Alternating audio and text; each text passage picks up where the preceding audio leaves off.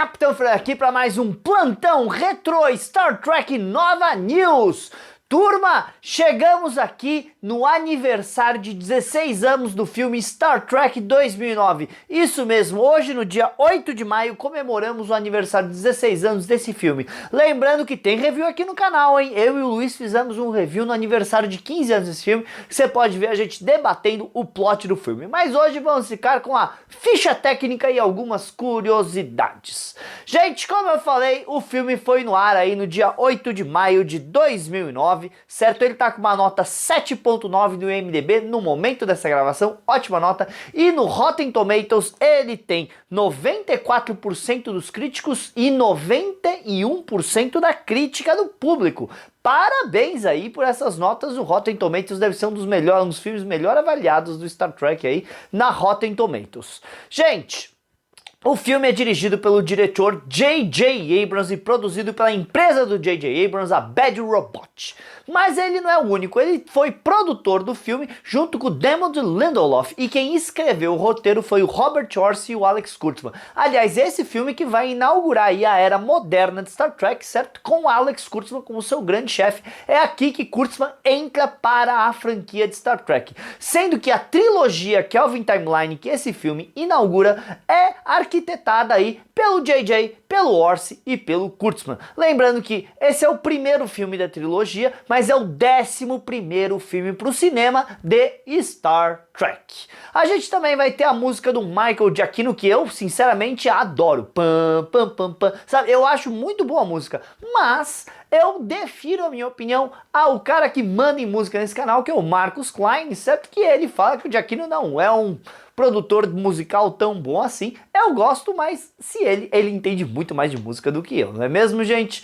Agora, quanto ao elenco, gente, no elenco desse filme a gente vai ter o retorno de Leonard Nimoy como Spock Prime. E sim, o termo Spock Prime foi usado nesse filme nos créditos. E é a primeira vez que a gente vai ter o termo Prime sendo colocado em tela para diferenciar o universo em Jornada nas Estrelas. O termo seria falado depois em Star Trek Discovery lá pela Imperatriz Felipa Jojo para referenciar a outros universos. Inclusive existe toda uma discussão de qual é o universo Prime. Se o universo Prime é o universo de Discovery, se o universo Prime é o universo original, se o universo de Discovery e o universo são o mesmo universo. Existe toda uma teoria. Eu sou adepto da teoria que existe o universo clássico e o universo Prime, e que sim, o universo Prime é o universo do JJ e do Kurtzman, e não tem problema com isso, e são dois universos separados. Mas se você não concorda comigo, também não tem problema, não precisa xingar um amiguinho, não precisa ficar bravo com ninguém, sabe? Cada um tem direito à sua opinião. Só uma pessoa extremamente prepotente pode mandar falar que os outros estão assistindo errado.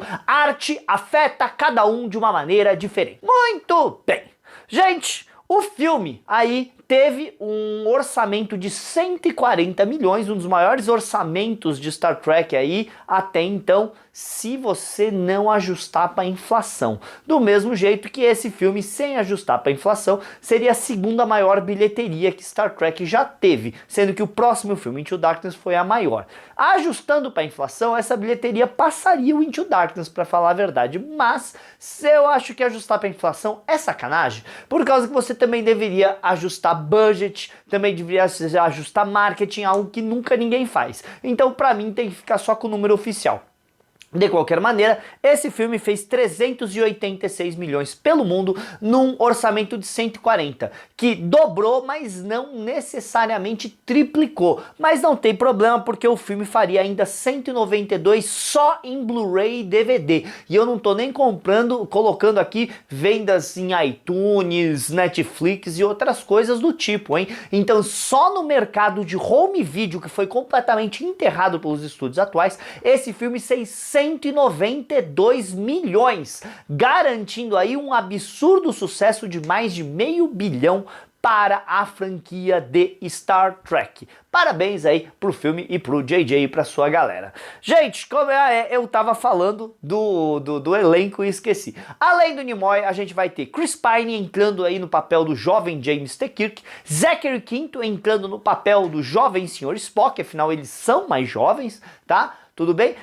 Karl Urban como Dr. McCoy, Zoe Saldana como Nyota Uhura, e essa é a primeira vez que é dito em tela o primeiro nome da Nyota, viu? Apesar de a gente saber o nome dela há muito tempo, ter nos manuais, a gente ter aí em todo o universo expandido de Star Trek, nos livros e quadrinhos, a primeira vez que é dito em tela que o primeiro nome da Uhura foi nesse filme. A gente também vai ter o Simon Pegg como o Sr. Scott, o Don Cho como o Sr. Sulu e o Anton Yelchin como o Chekhov. Além deles, a gente vai ter Bruce Greenwald como no papel do Capitão Christopher Pike. A gente vai ter Winona Ryder no papel da Amanda, a professora Amanda Grayson, a mãe do Spock. Também temos o Ben Cross como o embaixador Sarek. E como os pais do James T. Kirk, nós temos Chris Hemsworth, isso mesmo, o Thor, no papel de George Kirk. E também a Jennifer Morrison, mais famosa aí por Once Upon a Time, como a Winona Kirk. Num papel bem pequeno, mas extremamente significativo. Além disso, o vilão do filme é interpretado por um dos Hooks de tantos que tivemos, Eric Bana, certo? Interpretando o vilão romulano Nero. Além deles, no elenco, a gente vai ter Rachel Nichols como a Gayla, né? Que era aquela Oriana, namoradinha do Kirk. A gente também vai ter o Taylor Perry, Almirante Richard Barnett, aí naquela cena do Kirk tá sendo levado perante ali no negócio da academia por causa do Kobayashi Maru. Farah Tahir como Capitão Robal, o capitão da USS Kelvin. E não podemos esquecer do nosso amigo Deep Roy, que fez o baixinho, sabe? Aquele alienígena baixinho que tava sempre com o Spock Kaler, né? Qualquer coisa assim, certo? Aliás, Deep Roy é um dos caras mais famosos aí de Hollywood, é uma pequena pessoa que fez diversas coisas interessantes. Ele foi até estendido Yoda no Império Contra-Ataca de Star Wars. Ele fez muita coisa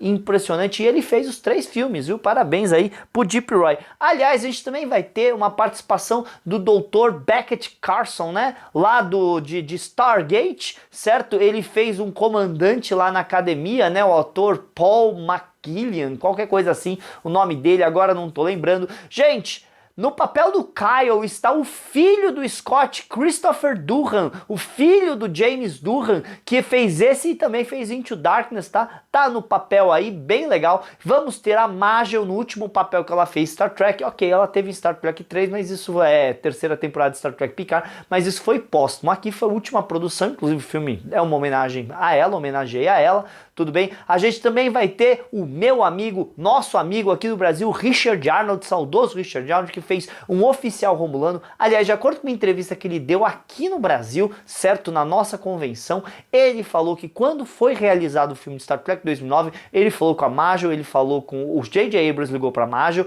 J.J. Abrams ligou pro Shatner, J.J. Abrams ligou pro Nimoy, e os 3 falaram pra ele ligar pro Richard. Então ele falou que ele teve uma conversa de horas pelo telefone com o Richard ajudou ele a entender coisa de Star Trek, porque reportadamente o J.J. não era fã de Star Trek, era fã de Star Wars, então o Richard ajudou ele a entender o mundo aí de Star Trek, ajudou ele a fazer um monte de coisa, o que fez com que ele ganhasse essa pontinha aí no filme. E o computador romulano foi interpretado pelo Wesley Crusher, Will Wheaton, fazendo o computador romulano, para quem não sabia dessa curiosidade. Gente, o filme se passa em 2233, certo? Que é o nascimento do Kirk. Depois a gente vai para 2240, mais ou menos, na infância do Kirk, até a linha temporal parar em 2258, que é quando tudo acontece. Agora, o Spock Nimoy vem do futuro, lá da linha original. A gente acreditava que era 2387 por causa de algo que foi dito nos quadrinhos,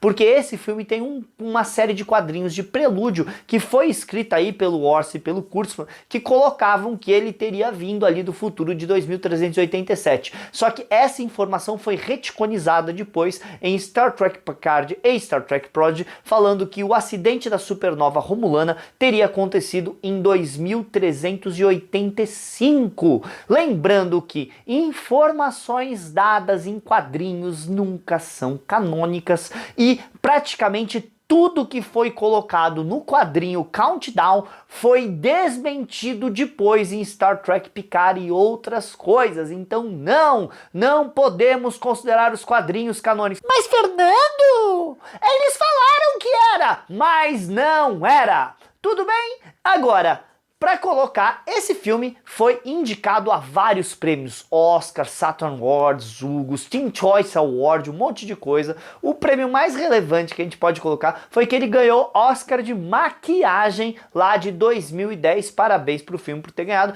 mas as outras categorias técnicas do Oscar que ele disputou, ele perdeu, tudo bem? E a gente pode colocar também algumas outras curiosidades interessantes nesse filme aqui. A gente tem algumas cenas cortadas desse filme, por exemplo, Shatner deveria aparecer no filme numa cena final com o holograma sendo visto pelo Spock Nimoy.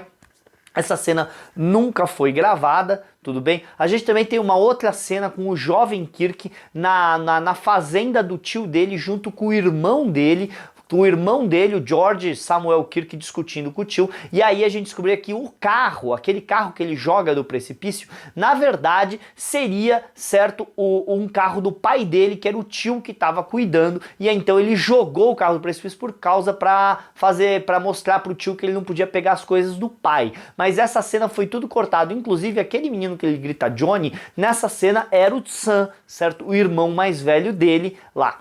Agora, outra cena cortada interessante é que no começo do filme, quando o Nero chega lá do futuro alternativo, ele não fala nada e ele se mantém silencioso por boa parte do filme. O que a gente descobriria numa cena cortada é que depois que eles chegam no passado, eles ficam esperando a chegada do Nimoy, certo? E ele teria feito um voto de silêncio pelos filhos dele, certo? Que morreram. E aquele voto de silêncio só é quebrado a hora que ele consegue se vingar, certo? Lá do Spock, destruindo o planeta Vulcano. Então, ele começa a falar só depois que Vulcano é destruído. E essa cena que eles teriam ficado 30 anos esperando a chegada do Spock, que é o tempo do Kirk, né, deixar de crescer, um pouquinho menos de 30, porque ele não tinha 30, ele tinha 22, se eu não me engano. Mas eles ficaram 20 anos em Uhura Prent presos com os Klingons, tá? Então toda aquela cena que a Uhura fala que pegou uma comunicação de uma nave romulana que teria destruído um monte de aves Klingons era por causa da fuga que foi filmada e nunca apareceu. Mais uma curiosidade que eu posso dar pro filme para vocês é que parte das cenas foram filmadas na Budweiser. E é por isso que a gente vê propaganda da Budweiser no filme, porque eles filmaram a engenharia, na verdade, era uma brewery, certo? Uma cervejaria Budweiser. Gente, para resumir o plot para eu finalizar, tá?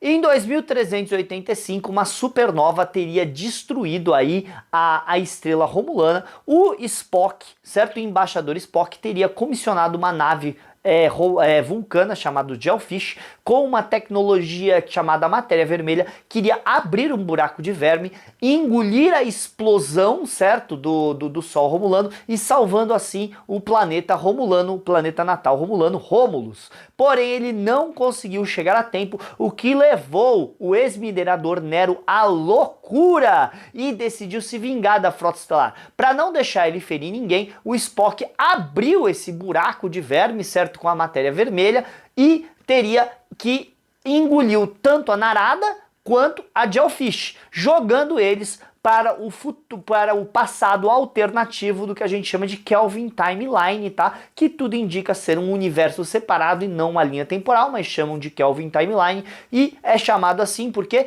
o Nero, por ter a Narada passado na frente, chegou muito antes, e o Spock, por ter chegado depois, chegou 20 anos depois. Então o Nero chega e se depara com a USS Kelvin, capitaneada pelo Capitão Robal. O Capitão Robal cai numa arapuca e é morto pelo Nero, o que coloca o seu primeiro oficial, o tenente-comandante George Kirk, no comando da USS Kelvin. Então ele, que estava com a sua esposa Wynonna grávida, ela acaba tendo um parto prematuro, por causa que o estresse da batalha e do momento faz com que ela entre em trabalho de parto antes do momento, o que faz com que ele tenha que lutar sozinho enquanto libera toda a tripulação, certo, para ir, luta salvando a tripulação, seu filho nascente e sua esposa, certo, contra o Nero e os Romulanos. Se passam anos, a gente vê o Kirk crescendo, o Spock crescendo, o Spock segue o caminho da vida dele normal, como deveria ser, chegando na Academia da Frota. O Kirk entra muito depois na Academia da Frota, crescendo revoltado, sem pai, até que o capitão Christopher Pike encontra o Kirk, o jovem James Kirk, certo? E acaba decidindo padrinhar ele, se tornar mentor dele na academia, o que faz com que o Kirk entre para a academia, certo? Depois do que ele deveria entrar na linha original, e ali ele acaba fazendo o teste Kobayashi Maru e vencendo o teste Kobayashi Maru, que na época o Spock era um comandante, que era professor e instrutor na academia, e o Spock coloca ele em probation. Isso tudo que eu tô falando é o comecinho do filme, hein, gente? Nesse probation, durante a audiência ali entre o Kirk e o Spock e o almirante Tyler Perry, não era esse o nome dele, né? Entre o almirante Tyler Perry, certo? É quando o Spock chega e o Nero, que estava esperando ele, sequestra o Spock e usa a tecnologia da Jellyfish para atacar Vulcano. Vulcano solta um alerta pedindo ajuda da Frota Estelar. Então, o Pike, junto com a tripulação, na nova nave capitânia da Frota Estelar, a USS Enterprise NCC 1701, classe Constitution, certo? Vão responder junto com outras naves da frota, mas devido à interferência do amigo de academia do Kirk, o Dr. McCoy, ele acaba na nave junto. E aí eles vão enfrentar a Narada enquanto o Spock Nimoy está exilado num planetoide ali no sistema de 40 Eridani, que é o sistema de Vulcano, vendo sem poder fazer nada enquanto o Nero destrói as naves da Frota Estelar e ataca o planeta. E agora é a hora que Kirk e a tripulação da Enterprise tem que impedir Nero de destruir a Terra também. Gente, esse é o sumário do plot. O plot é bem legal, eu vou falar. A gente tem várias referências divertidas, né? A referência ao Almirante Archer e ao cachorro dele, espero que o Scott não tenha matado Portos, tá? E também a gente tem até um R2-D2 boiando no espaço. Muita gente fala que esse filme foi o que deu o trabalho pro J.J. ir trabalhar com Star Wars anos depois, lá em 2015. De qualquer maneira, é isso, gente. Foi o plot do filme, é filme tem ficha técnica longa, tem elenco longo, então acaba ficando um pouco mais longo fazer o plantão. Mas eu quero saber o que vocês acham do filme, se vocês gostaram desse filme, se vocês não gostavam, eu pessoalmente gosto do filme, eu não consigo não gostar, mas eu concordo que é Star Trek for Dummies, tá? É isso, gente. Curte, comenta, compartilha, seja sócio da Nova Frota, novafrotabr.com, entra lá, vai lá, se associa, ajuda a gente, precisamos de sócio para continuar esse sonho de fã-clube de Star Trek no Brasil. É isso aí, falou galera!